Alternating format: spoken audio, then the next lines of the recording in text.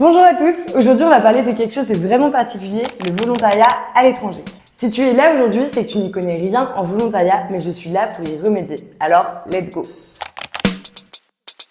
C'est simple, c'est donner de son temps et de ses compétences pour aller aider des communautés dans le besoin et en même temps découvrir de nouvelles cultures. Il existe plusieurs types de volontariat dans différents secteurs comme l'éducation, la santé, la protection de l'environnement, la construction et bien d'autres.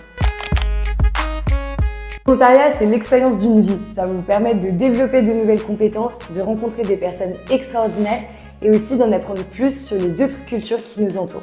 Votre contribution, elle peut faire une grande différence, que ce soit en construisant une école, en donnant des cours de langue ou en participant à des projets de conservation, chaque geste est important. Et pour certaines de nos bénéficiaires, typiquement, on a eu plusieurs témoignages disant que l'accompagnement Impulso, ça avait changé leur vie. Et il n'y a quoi de plus beau que de contribuer positivement à la vie de quelqu'un.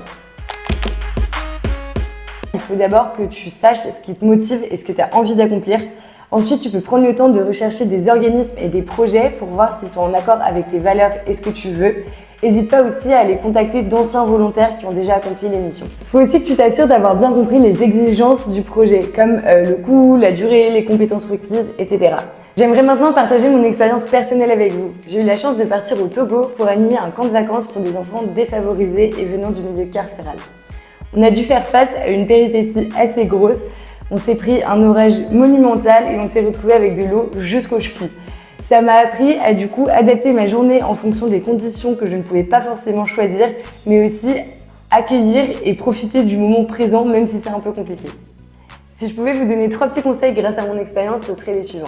Soyez flexible, les choses elles se passent pas toujours comme prévu, mais c'est aussi ça qui fait la beauté de la mission. Apprenez quelques mots de la langue locale, ça pourra faciliter votre intégration et montrer aussi que vous vous intéressez à la culture locale. Et troisièmement, soyez ouverts d'esprit. Chaque expérience est unique et peut vous surprendre de manière totalement inattendue. Et bien on commence par la partie un petit peu relou mais qui est nécessaire, c'est la partie administrative. On check les assurances, les visas, les vaccins, les billets d'avion. Chaque pays a des attentes différentes donc il faut bien faire attention. Ensuite, c'est la partie du budget. C'est important d'établir un bon budget et aussi de trouver des sources de financement. Ça peut être en répondant à des appels à projets ou en organisant des événements caritatifs. Et la dernière étape, c'est juste avant de partir en mission de volontariat, c'est de préparer vos bagages. Faites attention au climat et aux attentes du projet. Une fois que vous êtes sur place, soyez ouverts, respectueux et prêts à apprendre. La communication et l'adaptabilité sont les mots clés. Travaillez avec les locaux et avec les autres volontaires pour maximiser votre impact et surtout, si vous avez besoin d'aide ou si vous avez des questions, n'hésitez pas à les poser. N'oubliez pas surtout de profiter de chaque moment et de bien documenter votre expérience pour la partager avec vos proches.